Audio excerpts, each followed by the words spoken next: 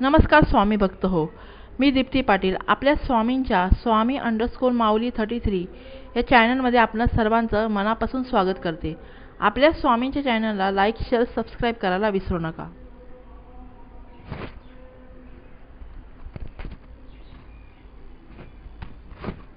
मकर संक्रांत.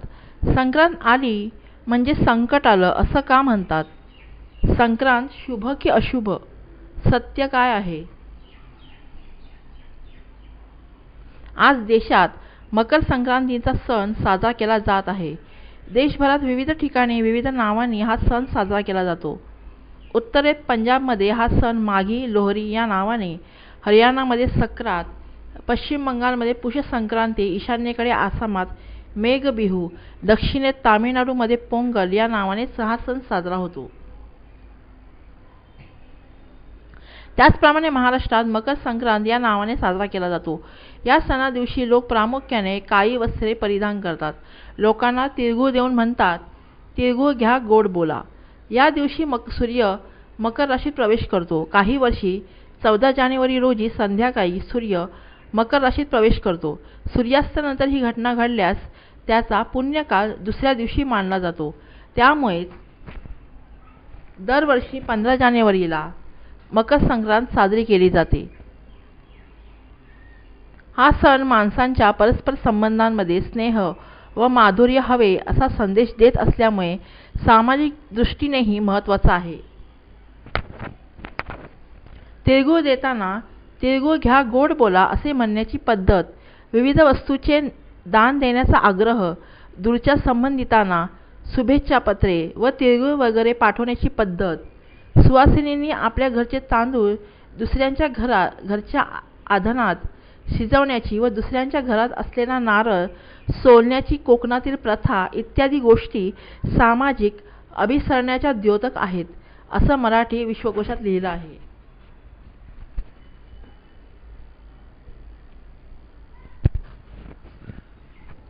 संक्रांतीविषयी नकारात्मक समजुती. मकर संक्रांत सणाशी संबंधित म्हण आपल्याकडे सर्वसाधारणपणे प्रचलित आहे. ती म्हणजे संक्रांत येणं. या म्हणीचा अर्थ आपल्यावर एखादं संकट येणं अशा अर्थाने घेतला जातो. त्यामधील माहितीनुसार सूर्याच्या मकर संक्रमणाचे संक्रांतीच्या स्वरूपात दैवतीकरणही करण्यात आले आहे.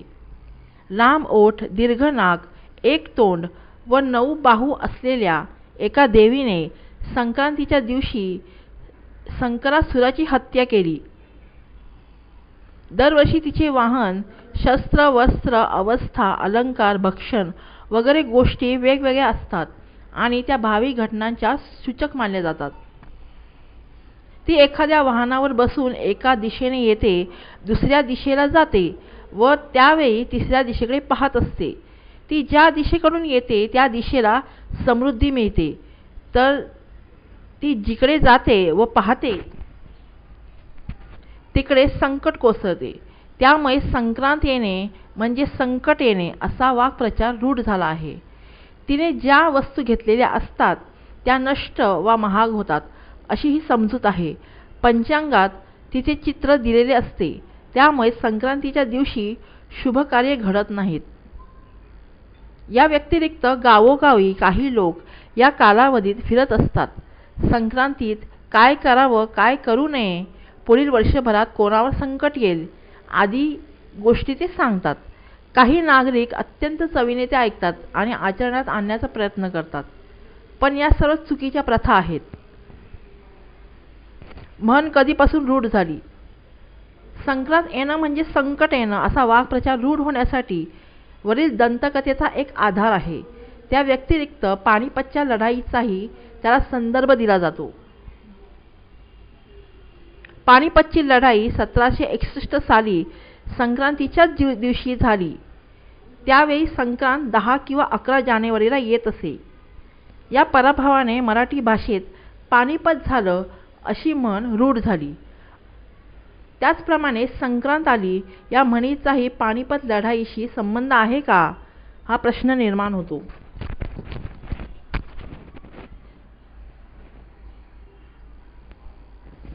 पुणे विद्यापीठातील मराठी विभागाचे विभाग प्रमुख प्राध्यापक प्रभाकर देसाई हे म्हणतात, मकर संक्रांतीविषयी संक्रांती देवी, त्यांचं वाहन, त्यांची दिशा यांच्याविषयी अनेक आख्यायिका आहेत. कोणत्याही गोष्टीचं दैवतीकरण करणं, त्या इतर गोष्टींशी जोडून दाखले देणं ही पद्धत भारतीय उपखंडात फार पूर्वीपासून आहे. मुळात सूर्याचं धनु राशीतून मकर राशीत संक्रमण यासाठी हा सण साजरा होतो. पण या म्हणीमुळे संक्रांत येणं याला वेगळा अर्थ प्राप्त झाला आहे. त्याला आर्यन संस्कृतीतील कर्मकांडाची बाजू असू शकते. या उलट कृषीजन संस्कृतीतील मांडणीप्रमाणे संक्रांत म्हणजे भोगी धनधान्य अर्पण करणं या गोष्टीचा समावेश आहे. पुढे ते सांगतात, देवी, तिची दिशा, तिचं वाहन या गोष्टींची पार्श्वभूमी लक्षात घेतली तर संक्रांत येणं म्हणजे संकट येणं अशा अर्थाने शब्दप्रयोग फार पूर्वीपासून प्रचलित असू शकतो. पण पुढे इतर गोष्टी यांना जोडल्या गेल्या. उदाहरणार्थ, पानिपतचा पराभव झाल्यानंतर संक्रांत म्हणजे संकट, शुभकार्य नको हे आणखी ठामपणे सांगितलं जाऊ लागलं असेल. इतिहासाचं विकृतीकरण करण्याची, आपापल्या हव्या त्या पद्धतीने इतिहास सांगण्याची एक पद्धत आहे.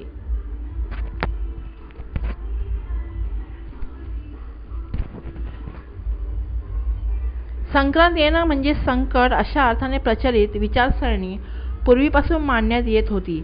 त्याचं मूळ त्याच्याशी संबंधित कर्मकांड, विधी तसंच अनाकलनीय दंतकथा यामध्ये आढळून येतं.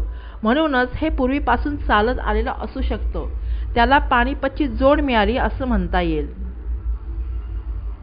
आपल्याकडे पौष महिना शुभ कार्याला वाईट असतो अशी चुकीची समजूत काही लोकांची झालेली असते.